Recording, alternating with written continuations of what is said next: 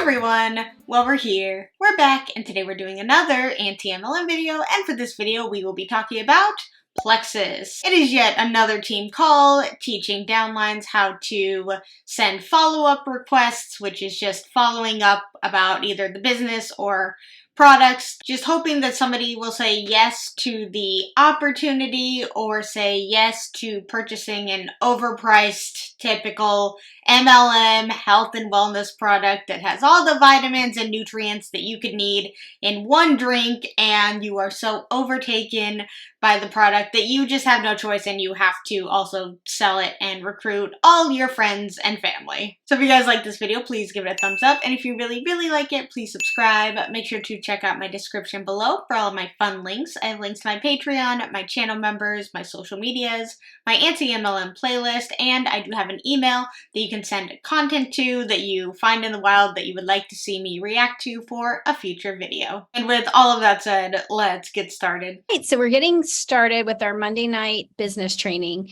How many of you guys, the first time that you saw this listed on an IPA sheet, you thought, I don't know what that means? It just said F you. And you thought, what is that? Follow up. That's what that is. Honestly, it just saying F you is so appropriate when it comes to an MLM. It's like, we're going to train you. We're just going to abbreviate follow-ups. We're just going to say F you to you. I mean, does that not work? It's so accurate. And it can be tricky because we don't want to come across as overbearing or annoying or stalkerish. Then don't join an MLM, which is all about sales. If you don't want to come off annoying or overbearing or stalkerish, which they do tell you to constantly follow up with everyone, even if that person has not responded to you over and over again, but yet they keep telling you to keep contacting that person. How do you not come off as stalkerish when you're told to constantly follow up with people who are not even speaking to you? I said to my friend, she's an emerald with Plexus, said, you're probably really good at follow-up. Would you tell us what you do? And so she's going to share with us. And then my friend, she's an emerald as well, she's going to share the eternal question of network marketers. How do we attract business builders? How many of you have said, I can't get anybody that wants to do the business with me? That's the worst feeling ever. You're like, could someone run with me, please? Like, I'm ready to do this. So I've got my notebook. Make sure you guys are ready to take notes because there's going to be a lot that you're going to learn tonight. And I'm going to go ahead and mute. I'm going to let you go first. She's going to speak for about 10 to 15 minutes. And then if you'll just pass it over, and then I'll close it out at the end. All right. Thank you, guys. Okay. I just got off my team call. So I'm like, here we are. All right. One thing to the next. So thank you so much for having me. I was telling earlier this morning, I always love getting the opportunities to do these because it allows me to kind of brush up on certain things and just relearn. And so I love it. So thank you. Okay. I'm going to be talking to you guys about follow-up. All right. And so how many of you guys have heard, I'm sure we all have, the fruit is in the follow-up. Yes. Or the fortune is in the follow-up, right? It's because, you guys, it is so true. Like, we can use all the systems we want to and sending messages, inviting people to things, sip and shares, all of that. But if we don't follow up, it's like, you're not going to help people get products in their hands. And that's what we know we are here to do because our products are amazing. But so tonight I want to talk to you about simple ways to be intentional with following up with prospects. Okay. Yes, we have our IPA part where we follow up with current VIPs and our team and all of that. But tonight I want to talk about with those people that have not yet tried Plexus, okay, who have not invested in the products or the opportunity, which is so appropriate being that it's the end of the month. Plus we have Reset, right, where people can get their free bag of Hydrate with the blueberry acai. So definitely a great topic for tonight. So these are I'm going to share 5 top tips for following up with people. All right. So the first one seems really silly and really easy, but it is to take the pressure off of yourself. Okay. Take pressure off of yourself. A lot of times, you might think follow up is super, super scary. I know for me, it can be, especially if it's like a dream teamer. Oh my gosh, I'm going to follow up with this person. I don't want to. And like, you have to hype yourself up, right? So it can be really scary because we don't like hearing no. And, we don't like hearing the not yet or the objections. I know I don't. Reasons? I don't have the money. Oh, see, I didn't have the money too when I first started, but I just found money, or I sold something, or, maybe don't pay a bill next month and instead invest in this. I just can't believe that people have said that to people, like legitimately told people to not pay certain bills or to put certain things off in their life so that they can invest in an MLM, which, they always say you're investing in yourself when you're investing in an MLM, but realistically, you're just investing in the person who's trying to recruit you, along with investing in their upline. So you're just investing in the people in MLMs and then getting products as like kind of like a, hey, this is a cover up sort of thing for what we really are, which is just investing and giving money to people with, products as a pretty cover up, in my opinion. I'm like, can you just say yes? That would be so easy and fun, right? And it's oftentimes because we make it mean something about us.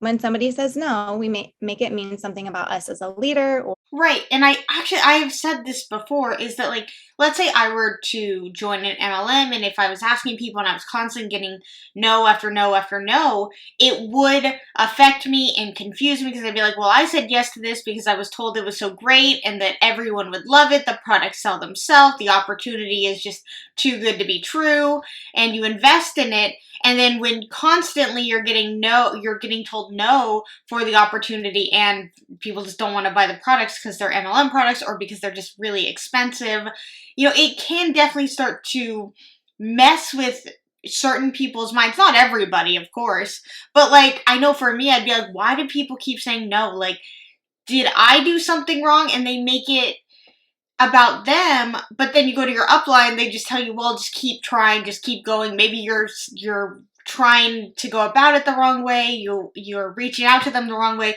So then in the end, it comes full circle, and it is about you, and it is your fault. But in reality, a lot of people just don't want to join MLMs. They don't have the money for MLM products. They don't support MLM products, whatever the case may be. But people in the MLM will always either feel bad about themselves, or their upline will somehow make them feel bad about themselves. Of course, that doesn't go for every single person and every single MLM. It can be different for everyone. But from a lot of the team calls that we have seen, opportunity calls, anything, Reddit videos that we've done, it does always seem like the upline will blame the individual and make them feel bad that they did something wrong somehow, some way, when it's not them. It is the MLM itself that is the problem, which I say all the time, because it truly is the MLM structure that is the problem. And the individuals, it depends on, every person's different, and a lot of people change and they become someone they're not. They don't really see themselves, but they almost have to like morph into somebody else to try and make this work because of the systems. They have all these systems in place, and it may not be authentic to the individual, but they have to kind of do it if they want to be successful. Even though in like every MLM that we ever look at, majority of people don't make money. Like, looking at Plexus in general, I don't like the way they have their income disclosure statement, and annoyingly, the most recent one that they have put out, or at least that I could find, is from 2020, and it looks like people average about a little over $500 in a year, and that is not profit, because you have to take into account the fact that they have to buy a starter kit, and then they have to have product in their house to be showing off on Instagram or Facebook. They always say you don't have to have product. Yeah, you don't have to like have, I guess, a surplus of product to sell, but you do still have to buy the product to show off on Instagram, to maybe give us samples to people, whatever the case may be. And that adds up. Plus, I believe Plexus has a website fee, like a monthly website fee. Again, I need to like write a master guide of like all of this stuff so that I can like be like, okay, Plexus, do they have, you know, a website fee or whatever? And all of that adds up. And in the end, maybe somebody profited like $50 in a year, but it's like for all that hard work, all that investment, and you maybe made $50. If not, you made nothing, or you spent more than you made in the first year, which then they will come, and by they I mean people in MLMs will say, well, that's business, you know, you have to invest in your business and more than likely you will make money for a while. But in the opportunity calls, they make it seem like it's so much simpler to make money than if you are truly starting your own business, because there's so many upfront costs when you're starting your own business, of course. But in MLM opportunity calls, they're like, we have all the systems in place. We have all the back office stuff that you need. We already did all the hard work for you. All you have to do is sell the product. So realistically, when you hear that, you think like, wow, they've done all the heavy lifting for me. They've cut a lot of costs to where I shouldn't have to really like spend that much in this business to make money. But that's just not true, because then if people were making money, if it was as easy as they love to make it out to be, then the income disclosure statements would reflect that. It is really just that simple. And to say, well, people don't actually try in their first year, they give up after a month, that's just a very blanket statement. You know, I can say most people in MLMs, majority of people don't make money because the numbers from multiple, pretty much every single MLM that I have personally looked at, their income disclosure statement reflects that and proves to me that majority of people do not make money. So, I don't know what every single person in every MLM is doing, but I have a feeling that people who want this to work do actually try, and they don't just half-ass it, and they really want this to work, and they invest a lot of time, money, and energy into this, and it just doesn't give it back to them because the MLM business structure is made for majority of people to just invest, and get nothing back. How we're presenting the information, but we have to stop. Take the pressure off yourself. It's not about us. We need to not be so emotionally connected to the outcome. Okay. Our job isn't to sell and convince people. That's a lot of pressure again on your. Then what is your job? Your job is to convince people that these products work, these products are good, these products are life-changing, and you are reaching out to strangers or maybe even friends and family and selling them on these products. So then what is your job if not to sell? It's closing is not an event, right? I want you guys to think of following up as a process, as a growing relationship. And when you get ready to follow up with people, check your mindset before you do. Okay, why are you following up with that person? Are you really ready to serve them well? Are you really ready to add value to them? Or are you just needing the next order? So really check your mindset around that, because people can tell a mile away what your posture and what you're coming to them for, right? People are smart. So really check your mindset before following up and take the pressure off yourself. So that's number one. Number two is have an intentional system around follow-up. We have systems for a lot of things here in Plexus, right? They give us so many amazing resources, and systems equals simplicity. It takes the guesswork out. We have so many amazing resources in our virtual office, especially with send, share, invite, right? Use those. Have an intentional system. So for me, with follow-up, different seasons have had different systems or lack thereof. Okay, I've been doing this for 4 years and I've tried a lot of different things. and how I follow up with people. But what I am currently doing that has been really helpful is when I have somebody that I reach out to, I have an Excel sheet, or it's a Google sheet, I suppose, but Excel, Google sheet, whatever. And I write their name down, and I write down the date that I reached out to them. The name in a notebook, the name on a piece of paper, the name on a document. It is to keep track of all the people that you reach out to and the date that you last spoke to them. So then you follow them up 2 days later, 2 weeks later, 2 months later, 2 years later. It's just, you're not special in an MLM. And to say, like, why are you following up with them? Is it just to get another sale, or is it to truly help the person you're reaching out to? When you're putting their name down on a piece of paper to remind yourself to follow up with them because it's what you're told to do, you're not trying to genuinely sell to that person because you care about their well-being. You're looking to make a sale, or more importantly, convince them to sign up underneath you. Okay. If I'm on my phone working in my car, I either pull up my Google Sheet, or I'll just make a little note in my notes app. Sometimes I will also just at the end of the night go through and update that Google Sheet. So I write the date, their name, and then just a little quick blurb about what we talked about.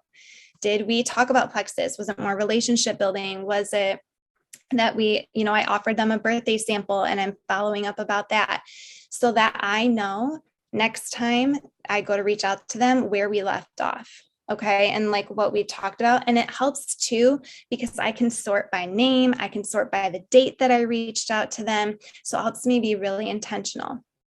Okay. I mentioned birthday samples. I have a separate notebook that I keep with people that I offer birthday samples to.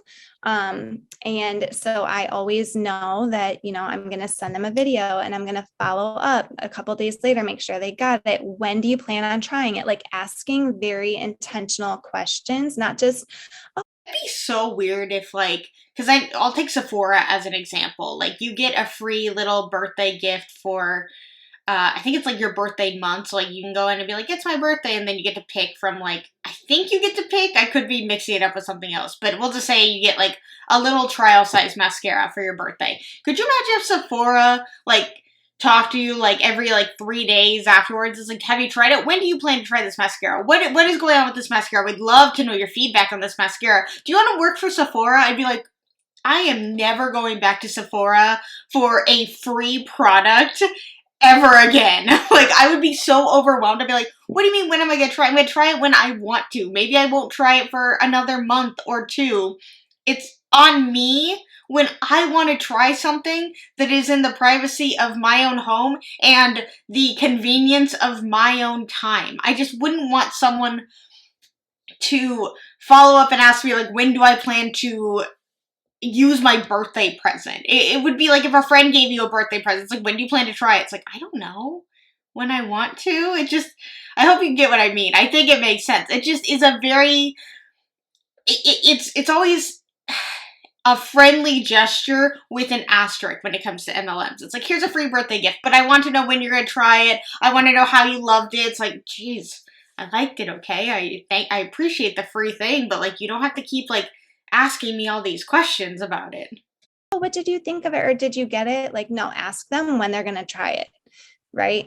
You have to have, and I'm going to talk about this in a second, but that sense of urgency, not emergency, but a sense of urgency. Right, and like you said earlier, like maybe like a few minutes ago, people are smart and they can sense your intention. So you're telling me that sending somebody a free birthday gift and then asking them when they plan to try it does not come off as salesy and obvious what you are doing around these things when you're following up with people. Okay. And then the last thing that I've started doing in the last couple months that I really love is I write, I have a Post-it note on my laptop, and I have, like, it says August intentions.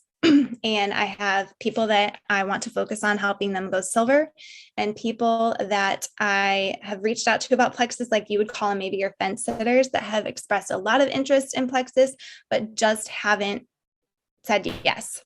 And so I can really add value in many ways to them so that I'm really focusing on them, because I have found for myself, if I'm trying to dabble with too many people, I'm not really giving anybody my whole self. Like it's just not as meaningful.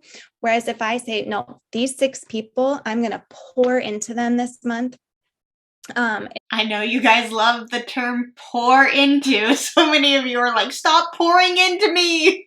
I love it. I absolutely agree with you. Stop using the term pour into. Like, I don't like it either.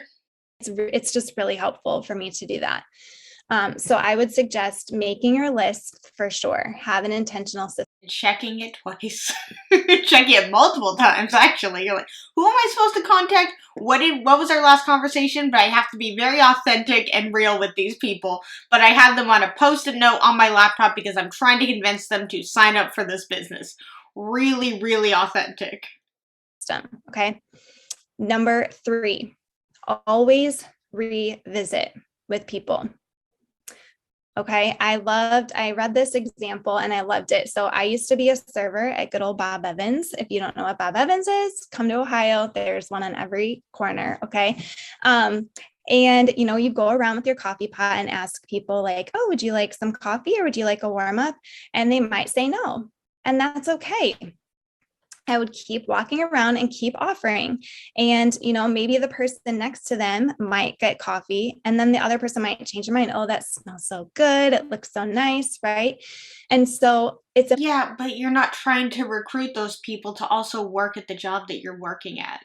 That's a totally different thing. Like, I have had jobs where I've had to try and ask people, like, do you want to round up to the nearest dollar? Do you want to donate $2? I used to work at Blockbuster years ago before they closed, which I did genuinely really like that job. And if people came with like a soda and a candy, I would tell them, well, you can get a popcorn for free. Or they'd come up with like a candy and I'd be like, for $1 more, it was like $1 or $2 more, you can also get a soda and a popcorn. And a lot of people said yes to that. Now, after they came back up with their soda and their candy, did I also say, do you also want to be a cashier at Blockbuster? Because that would be awesome, and that comes with that. I'll follow up with you tomorrow. It doesn't affect you personally. Like, I was still going to get paid no matter what if somebody told me, no, I don't want to go buy an extra soda or I don't need candy. I still get paid. But if you reach out to 17, 18 people in a day, and all of them say, no, I don't want to buy, or no, I don't want to sign up, you made no money for that day, but you spent a lot of time talking, discussing, asking. So two different scenarios. They're a little bit different. Just a little, though. Important that you're always circling back and always re-offering, that you're always re-inviting to things, right? We're always having events. Who cares if you invited them to your back to school, back to you event, or whatever you might, whatever events you guys have, like 2 months ago or whatever. Invite them again, invite them to another one. It's okay. All right. Always be revisiting and re-inviting. Okay. Number 4, be confident and go for the ask. If I remember a couple of years ago, I was like, I don't know, I have all these fence sitters. And my upline was like, well, did you actually ask them? Like, did you ask them if they're ready? And I was like, I guess I wasn't clear on that. I thought they might just be like, okay, I'm ready. But some people need to just be asked the question and be confident in that. You can say something like, hey, I'd love to help you get started with Plexus, and I'm confident that you would love these products and that they would help you with X, Y, and Z, whatever they've shared that their health goals are. Are you ready? And then see what they say. Okay, because my 5th tip for follow-up is to listen. Listen to their goals, listen to their objections. And then use it to try and manipulate them to believe that joining this MLM will answer all of the issues and problems that you have shared with them. That's how I see it. Offer value to them. Be confident in what we have to offer through our products, through our opportunity. Okay. I loved, I heard on a power hour the other day something about somebody who gets excited for those objections because she loves providing the solutions for them. It's like a challenge. And I love that. I'm like, oh, I'm going to start thinking about objections, like, shift your mindset, flip the script, get excited about those. So listen and offer value. Okay. All right. That's all I've got. So take pressure off yourself, have an intentional system, always revisit, be confident and go for that ask, and then listen and offer value. So that is it. And I will pass it along to. Hey guys, can you hear me okay? You can? Okay, cool. I am using my husband's laptop and he has like one of those fancy podcast microphones. And I'm like, I don't know how this works. If this is something that's going to work for me. So, okay, cool. Well, I am so excited to be sharing today. Thank you so much for asking me. And I love sharing about the business and how to get business builders because how many times do we hear them say, I love sharing about? It's just, when everyone says it, I don't believe any of you. I joined specifically for the business. So I see a lot of faces that don't know me and a couple people that do know me, but I wanted to quickly share my story a little bit because I think that love when you share your story. It's very important to know that you probably had I didn't know where I was going in life, or me and my husband were struggling financially, and then this opportunity just fell into our lives and changed everything. Oh, everyone always has such a unique story that sounds just like everyone else's. once you hear my story, you're going to be like, wow, if her sponsor would not have shared with her about the business, her life, like, I don't know where I would be. And I hope that that inspires you guys. So I've been with Plexus for a little over 8 years now, which is so crazy to think about. And when I first started, I had a newborn son. So he was 4 months old. And I was just like struggling with normal mom things, like normal, we think it's normal to just be exhausted and to just have really poor gut health postpartum and have anxiety and not sleep and headaches and backaches and all the things. So I was struggling with that, but I honestly thought that I was healthy. Like I didn't think that I needed supplements. I'm like, I'm just going to eat healthy and work out. And how many of you guys have heard that from people, right? Where they're like, I don't need supplements. I'm just going to eat healthy and work out. And that should work out perfectly fine for them. They don't need your overpriced MLM supplements that you are only trying to sell to them because you get a commission from it. And maybe you are trying to help them because it helped you in some way, somehow. But to try and sell somebody overpriced supplements from your MLM company, you have an incentive reason for doing that. So that was me. And I didn't know how bad I was feeling until I actually started the products. But that being said, I would have never joined Plexus for the products because I thought I was healthy and I thought I didn't need them. And it wasn't something that I saw the value of investing in for me at the time.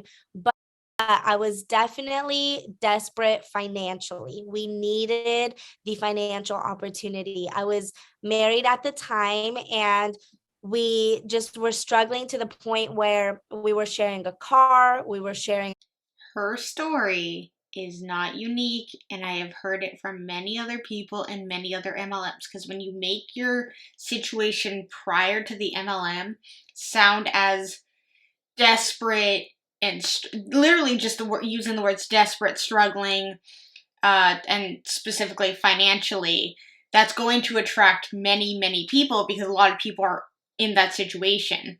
And that's usually why they turn to MLM. So if they hear about these women who were struggling financially, wasn't sure when, how they were going to feed their baby and or they just had a newborn and they were struggling financially, which I feel like most people are struggling financially when they have a kid because kids are very expensive. So it's not a unique situation, but they will use that to their advantage to get people to join an MLM because it is a very relatable thing. a phone. Our electric would get shut off sometimes. We didn't have Wi-Fi. If I wanted to work, I actually worked at an apartment complex and I'd stay late at the office. And that's when I would use my Wi-Fi to work my Plexus business. Again, I didn't even have a phone, like we were sharing a cell phone. And so we were really struggling financially. And having a 4-month-old son, you know, there were times where I had to call my sponsor. She's someone who's super crunchy and knew how to do like natural DIY. So here's my question though, is that if you were struggling so bad financially to where you have to share a car, you have to share a cell phone with your husband, you guys cannot even afford to have Wi-Fi in your house, why are you also doing Plexus? Like, why are you also purchasing Plexus products? There should be, again, maybe it really was for your health. Maybe you did feel that that did help you. But again, when you are struggling that bad financially, you have to stop buying things that are not essentials. Plexus products, no matter how much people want to believe they are, Plexus products are not essential items.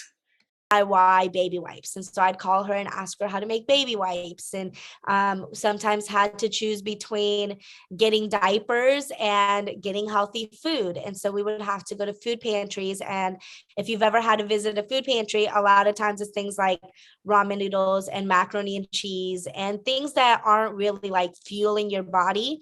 And so I knew that something had to change. I had to do something different. And so I started looking up like blogging, couponing, like different ways to make money. And so it was something that I was searching for. And so when my sponsor came up to me and brought Plexus up, she was a gold ambassador at the time. And she was like, I just made $300 this month. And I was like, oh my gosh, like $300 would absolutely change my life. Like $300 would have meant being able to buy healthy groceries, having a second phone, being able to pay our babysitter on time and not have to stress out about how An extra $300 would do all of that? That's very impressive. I guess she is saying this was like 8 years ago, but even then, even in 2014, 2015, like an extra $300 would not be able to afford you a babysitter, an extra phone, and healthy groceries. Like, you need a little bit more than that. Unfortunately, I wish that $300 could get you all those things. would pay her.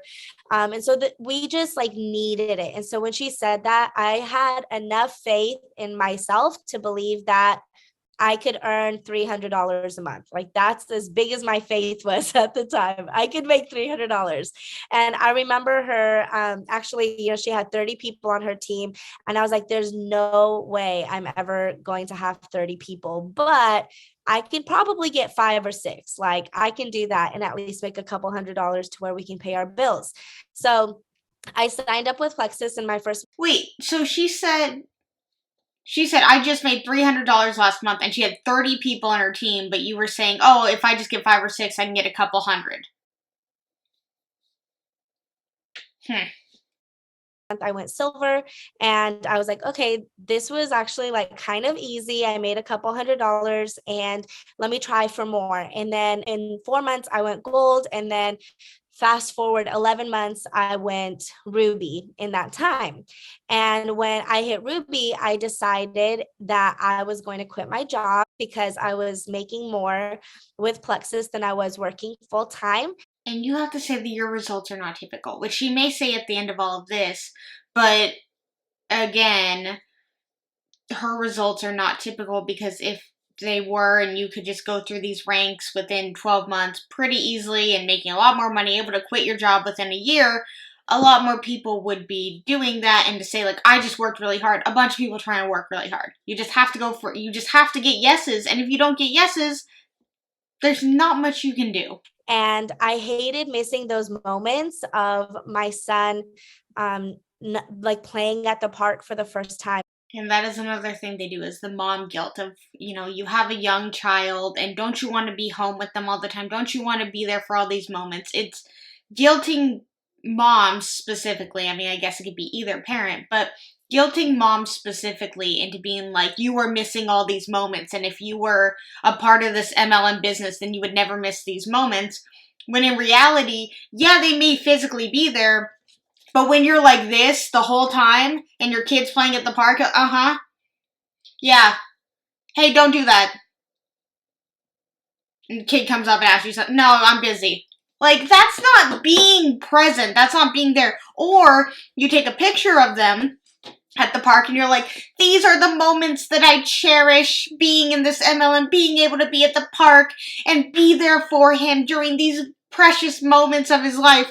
You're on social media. That is what you are doing. You are social media-ing your way through their life versus like if you did work a job because you have to, that's how this works, that's how we have to live, is going to work, and then when you come home, you can be present, you can have those memories, you can watch movies or TV shows with your kid when you get home, have dinner with them, take them to the park on a Saturday because maybe you work corporate or, you have weekends off, and you can take them to the park, or you can take them to, I don't know, do people still go to Chuck E. Cheese? I don't know. I mean, that place seems very dirty and gross, but you could take them to somewhere, maybe like mini golf or something, and you can have those memories, and yes, of course you can take a picture and share it on social media, but maybe do that when you get home, not like the moment you do it, and thanking your job for being able to take your kid to mini golf. Most people don't do that.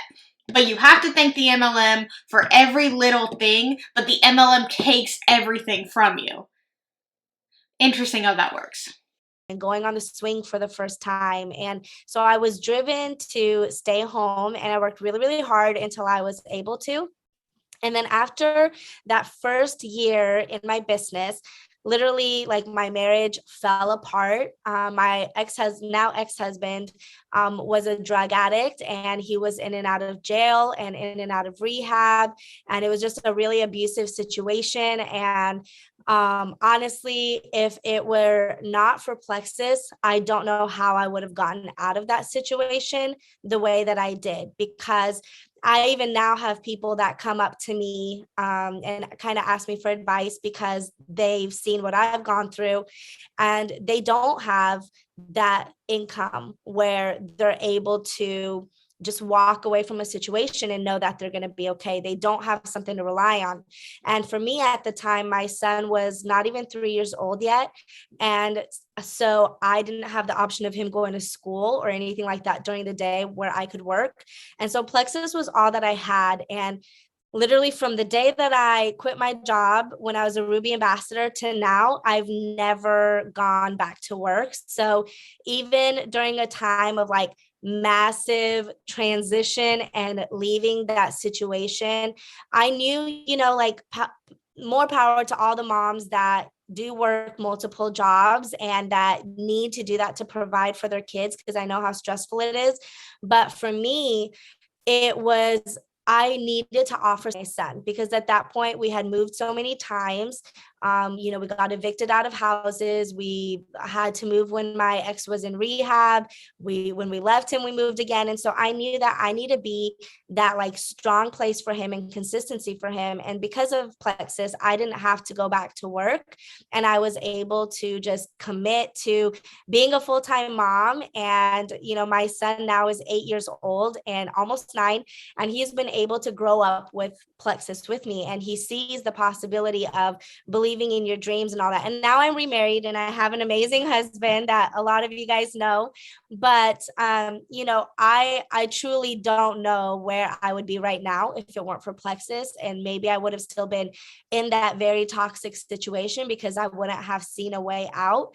And so I really believe that, obviously I'm not putting just Plexus on a pedestal. Like, God brought that opportunity for me. Kind of sounded like you were putting Plexus on a pedestal by saying, I don't know where I would be without Plexus, basically, and I would still be in a toxic situation without Plexus.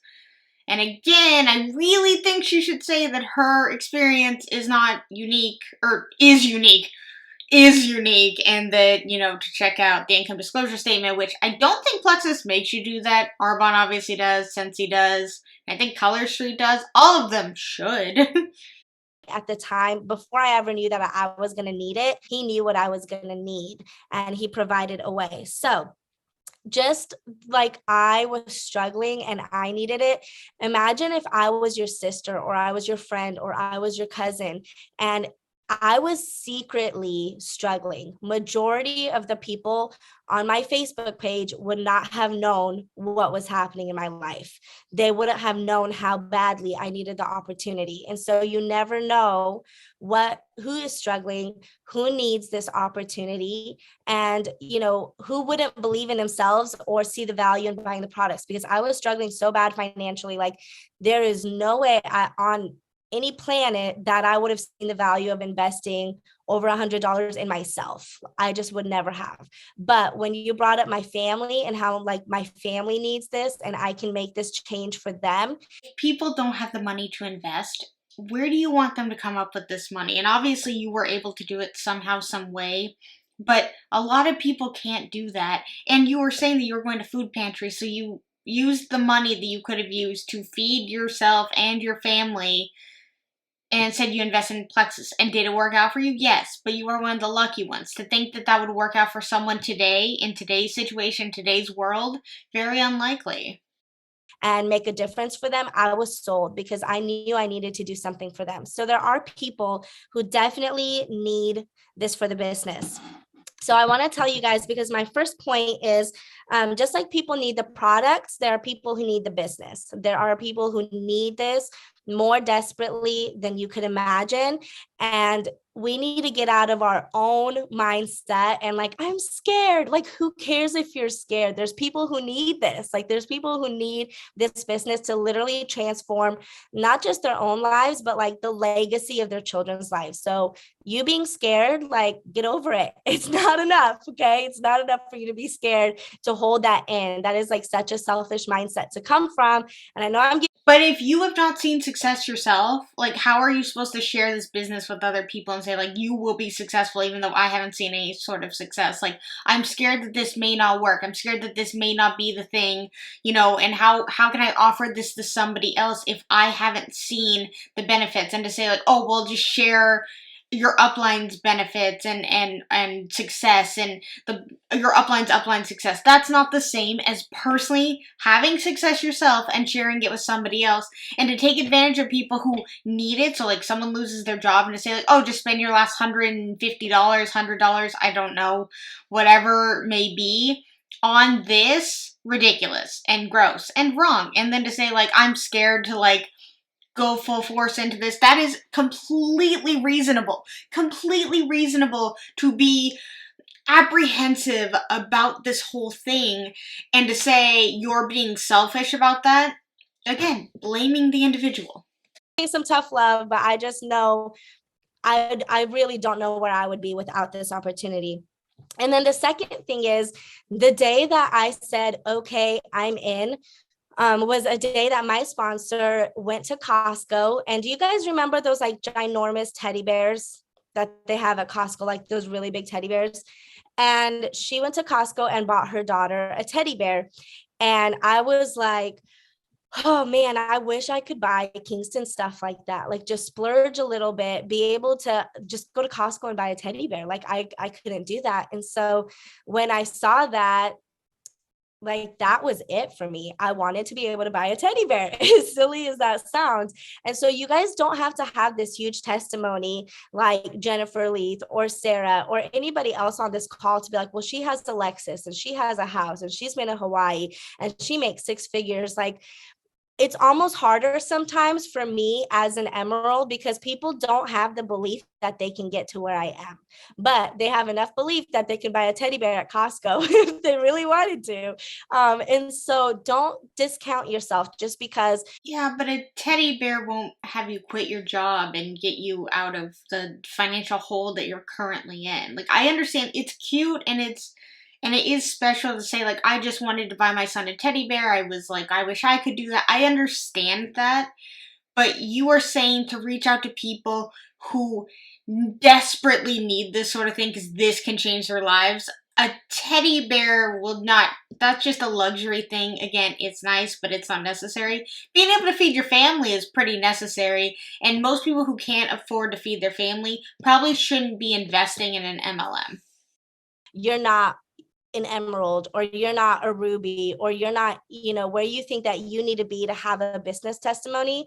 Because if you can splurge on a date night, there's somebody out there who is wishing that they could take their husband out on a date night because it's been way too long and they can't afford a babysitter and they can't take their spouse out to do something fun. There's somebody out there who wishes they could spend an hour to themselves to get a pedicure. So yeah, but stuff like that, like wanting like simple things like that, again, are way different than like her original point that people need this. There are two different kinds of needs. Like she's more describing wants. Like you joined this business because you want more. Like you want a pedicure. And maybe you need it because you need to get out.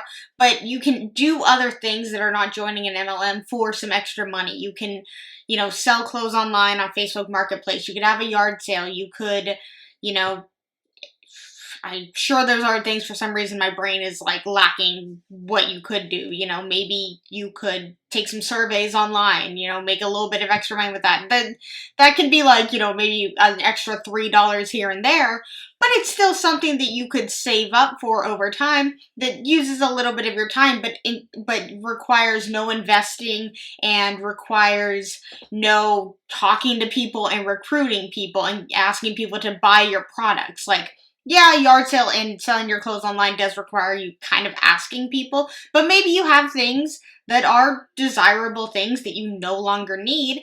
You make a little bit of extra money, and then you can take yourself on a date with your husband, or you can buy a teddy bear for your kid. All of that is just, you can do something different if it is just a wants thing versus a needs thing. And again, if you need food, you need money for rent, joining an MLM, so investing money into an MLM instead of using it on food and rent and bills, all of that is very different. If your check is paying for a pedicure, put it out there. Like there's people who genuinely want what you have, and you have to be willing to put that out there. Okay, so number 3, I kind of already covered this, was stop making it about you and what your fears are, and make it about them and what the possibility is for their life. So picture your friends and how this can transform their lives. Number 4 is you don't need to be the hero of their story, and Plexus doesn't even need to be the hero of their story. They have to be the hero of their own story. So you want to vision cast with people, and you want to show them how this opportunity can truly change their lives. But now this is just how I interpreted it. Her whole story from kind of start to finish, and how she described she doesn't know where she would be without Plexus, and Plexus got her out of a horrible situation, aka making Plexus the hero and saying that her sponsor coming to her upline coming to her and offering her this and saying, I made $300 last month and you could do it too. These people do come off as heroes in the story, but then to say, like, you don't have to be the story and Plexus is not the story, the hero, they are the hero of their own story. By saying yes to an MLM, it makes them a hero? I know that's not really what she's going for, but it's like, you said this whole story, made Plexus out to be this grand thing that you needed, aka you needed a savior. Plexus was the savior, the hero, but no, it's not about Plexus and it's not about you. It's all about them. They are truly it's so mind gamey. And in order to do that, that's going to require listening and knowing their heart and knowing their story, knowing what their why is, all of your potentials. Before you ever close a deal with them, you should know what their why is. You should know why they need these products, or why they need this opportunity, because that is what is going to like pull them into this and pull them into you. And I was actually just talking to my husband about this, but the way that you get people to trust you isn't by like telling them why you're trustworthy or proving that you're trustworthy. It's by getting to know them. asking them questions, getting to know their life. And when they see that you care about them, they're going to trust you. It's not, this is how much I know about the products. This is how long I've been with Plexus. This is how much money I make. Like, look at me.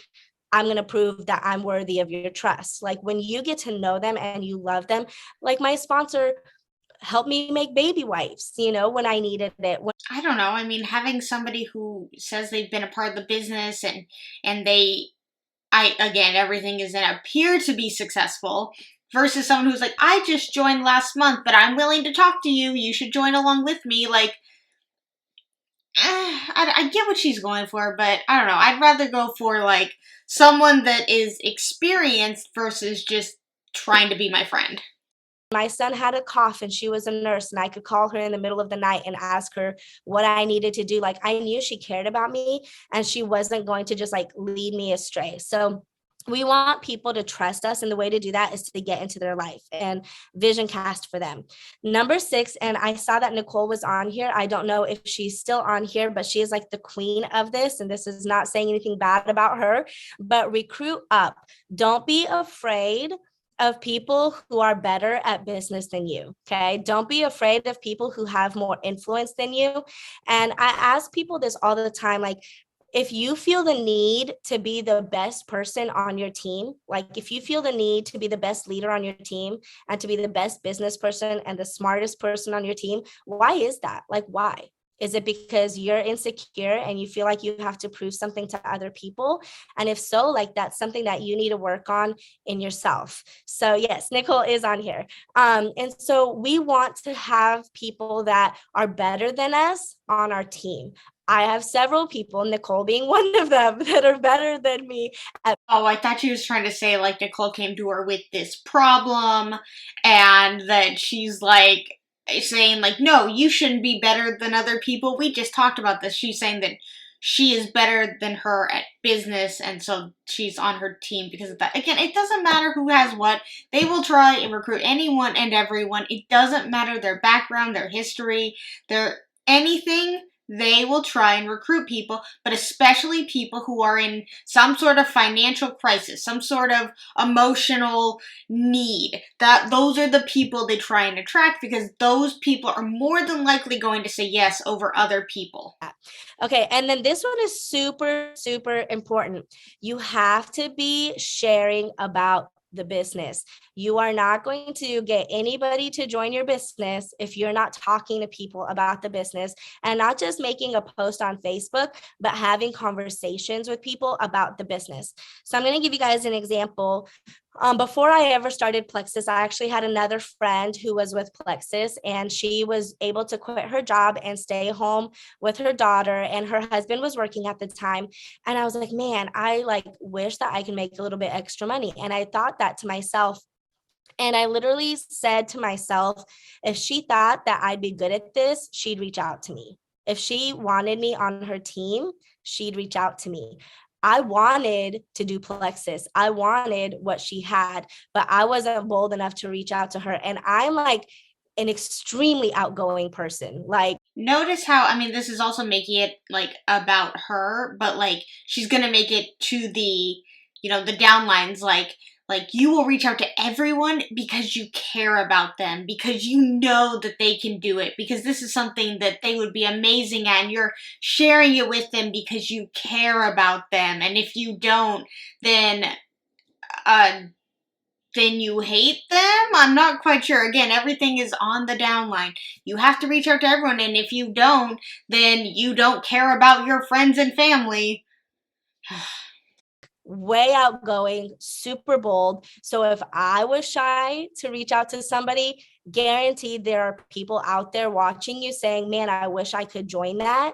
And I wish I could do what she does in her team. But if she thought I was good at it, or if she wanted me, or if she thought I was cool enough, or pretty enough, or had enough influence or whatever, then she'd reach out. So never discount anybody, like reach out to people. So I want you guys to say this to yourself and put it in the chat.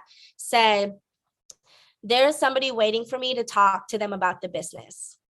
There's somebody waiting for me to talk to them about the business. And every single time that you are doing your reach outs and you're going to have conversations with people, I want you to like tell yourself that like people respect me, people want to listen to me, people see me as a business person. Like give these affirmations to yourself when you are going to have conversations with them. And how many people do you need to talk to until maybe somebody says yes and you save them from the horrible situation that they're in? Like, you keep saying and you keep affirming with yourself, like, I am worthy, I am a good business person, I am doing this to help someone. I am constantly talking to multiple people in the hope that one person will say yes, and then maybe another one. But one or two people every once in a while will not bring you to the 1% of the MLM. Okay, I know I'm like getting kind of low on time.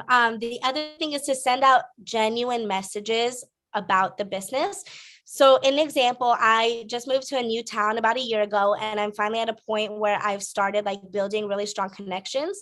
And there are a few people that I'm like, man, I would love to have them on my team. And so I reached out to them and I just said, I'm going to make up a name, for example. I said, hey, Jessica, I just wanted to reach out to you. I know that you have seen that I do Plexus and I've never talked to you about the business opportunity, but I love what I get to do. And one of the missing pieces for me is getting to do it with people locally that I really have fun with and want to connect with. And you're somebody that I would love to link arms with. Have you ever thought about adding another stream of income? So I'm being genuine, like these are genuine people that I want to link arms with. And it doesn't matter who it is. It's anyone. You'll say it to anyone. You don't care. It's not genuine if anyone who says yes, you will say, good, that's what I wanted. As simple as that. Like, it's not a script. It's legit. Like, I want people local that I could have fun parties with and sip and teas with and connect with and go to coffee with. And these are the people that I want to do that with. So I'm going to reach out to them and I'm going to tell them, like, this is what I do. And I want you to do that with me. So send out those genuine messages. And then the last one is lead people to the tools. I love that I mentioned this too. Like, you don't have to be the expert. Okay. Like, even to this day, if you ask me, how much does this cost? I'm going to go on the website and I'm going to look it up. If you ask me, is this ingredient in this? I'm probably going to go to the website and look it up, unless it's like the pink drink where I know all the ingredients. Why is that a bad thing? To know all of the information about a company that is supposedly your company. Wouldn't you want to know how much things are? Wouldn't you want to know the ingredients of the stuff in the products? Here's the weird thing. If it truly was your business and you made these products, you would know how much things are because you set the price. You would know what the ingredients are because you either made the formula, you hand make them yourself, whatever the case may be. You do it yourself. You have all the answers. You don't have to go to the website to look it up yourself. You would have those answers. That's not a bad thing to want to know the information of the products that you are trying to get people to buy. But I am not an expert. I let the tools be the expert. I let the graphics, the videos, and the shareables in the back office be the expert. So just like with this, if you have somebody, I get this question a lot, like, well, if somebody is interested in the business and they say yes, what do I do now? Like, what do I do now that they've said yes?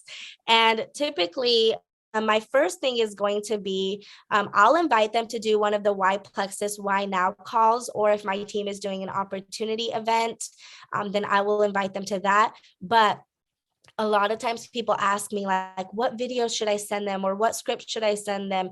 And you guys want to hop on a phone call with somebody who's a business builder. Like, we're not going to treat these people the same way. Like, if they want to do the business, you're not going to treat them the same way as you would a VIP customer. Like, hop on a phone call, find out their why, how much money they want to make, what type of a time commitment they can give to that, and then vision cast for them. We'll say like, that is so awesome. I know that with you saying you can commit this much time and wanting to make this much money, here's how you can accomplish that. Talk to them about what different ways they can work their business. This is going to require you knowing the compensation plan a little bit, but get creative with. Oh, weird. You need to know things about your business, but it's just the compensation plan. You don't need to know how much the products are, because that's like, who cares about knowing what the products are, what ingredients are? Because again, it is just about finding people, recruits, and, convincing them with this lovely compensation plan. The products are always just a facade, just they're there because they have to be. The emphasis is not on the products. The emphasis is on the recruitment. How they can make the amount of money they've asked in the time that they said that they can commit. And if it's totally unrealistic, you can say that. Don't set unrealistic expectations. Something I've been really guilty of in the past is, do I have any Enneagram 7s here? I'm an 8-7, like very closely, and 7s love to have fun. And so I'm really guilty about being like, it's just so fun and it's so easy. And so I attract all these people who they'll fast start senior silver, or they'll even fast start gold. And then as soon as it gets hard, they're like, wait a minute, you didn't say anything about this part, so. But whose fault is that? Is that their fault? Is that their fault for you telling them that it's easy? Probably, knowing an MLMer. Once they hit that hurdle, they kind of like just go away. And so we want to set realistic expectations for people. Okay, fair enough. I feel like she did blame herself, which is good and what you should do. But again, they do make it seem a lot easier than it actually is. I mean, it's not even, we hear it's like, this whole thing is simple. This whole thing is easy. All of these things are in place. If it was truly as easy and simple as they make it out to be, then weird, people would be making more money. And then just really, really quick, when you have business builders, you really want to set a team culture for business builders and not just a team culture for customers. Jennifer does a really great job with like her customer page. And I know several other uplines have really great customer care pages, and you don't have to reinvent the wheel. But with your business builders, it's really important to have a solid culture for them. And like I said, you're not going to onboard them the same. And so a business builder, you have to get them fast results. And the only way to get them fast results is with like massive momentum. So you're not going to be like, okay, let's just reach out to your mom and your best friend and your cousin. Like, these are people you're going to have them make lists, and you're going to show them what type of post to make. And you're going to hop in 3-way chats with them, and you're going to have events with them. So you don't want to start slow with the business builder. You really want to get that momentum off the ground for them to catch that vision. So that is really all that I had. And then one phrase that I love to share is praise the things you want to see more of. So whatever it is in your business that you want to see more of, those are the things you should be shouting out. So if you have people on your team that are having conversations about the business with other people, I don't care if they have anybody join, they need to be shouted out, and they need to be praised just for having those hard conversations, because they are hard and you want more people to do it. If you have people that are on this call, shout them out for being on this call, because you want people to show up on calls, right? And so praise the things you want to see more of. If it's conversations, follow up, whatever it is, shout them out for that. So that's really all that I had. Thank you again so much for being on here, and thank you. I hope I didn't go way too long over my time. You could have kept going. And here's the thing. I'm sitting here looking at both of you and thinking, I literally recruited up. Not that you're my one or anything, but I feel like all of these women, I'm just listening to all of you and thinking, I feel like you're so, so good at what you do. And no matter where you are in the company, you can always learn something. So I'm going to tell you the 2 things that I'm taking away from this. And then I want you guys to be thinking about that as well. One of the things was said, do you really have the time to serve that person? Think about your mindset before you reach out to them. And that's such a good thought, because if we're just trying to collect bodies, that's all we're going to do is collect bodies. But if we actually want to have a sustainable business with people that want to stick around, that follow-up has to be so intentional. And then the second thing is, everything you shared is amazing. I have 3 pages of notes, but I'm thinking about specifically that feeling of sharing story, sharing that conviction that this opportunity could actually be the answer for someone. And if we believe that, then what would ever stop us from being bold enough to say that? And when you said, have a make list, tell them what posts to make, that puts you in that place of giving them the tools. So we can't live timid with this. We have to be bold. So that's what I took away. I hope this was as powerful for everyone else as it was for me. Thank you, ladies, so much. I'm going to upload this to YouTube as soon as we finish, and I'll send you the links so that you have it. You can share with your teams. All right. You guys have a good rest of your night. Thank you. Bye, Plexus ladies. All right, so she took many pages of notes and took away 2 things, but to say that, you know, you need to have it in your mind that you can change people's lives with this, and in a way, I mean, I guess it has changed many people's lives in a positive way. Like, people have been successful, but when majority are not successful, and what if you reached out to someone and you told them, because you did believe, because your upline had this great story that changed her life, and somebody invests their last $150 into Plexus, and then they're like, hey, now I can't pay my rent. Hey, I can't pay my phone bill, and this is how I do this business, is through my phone.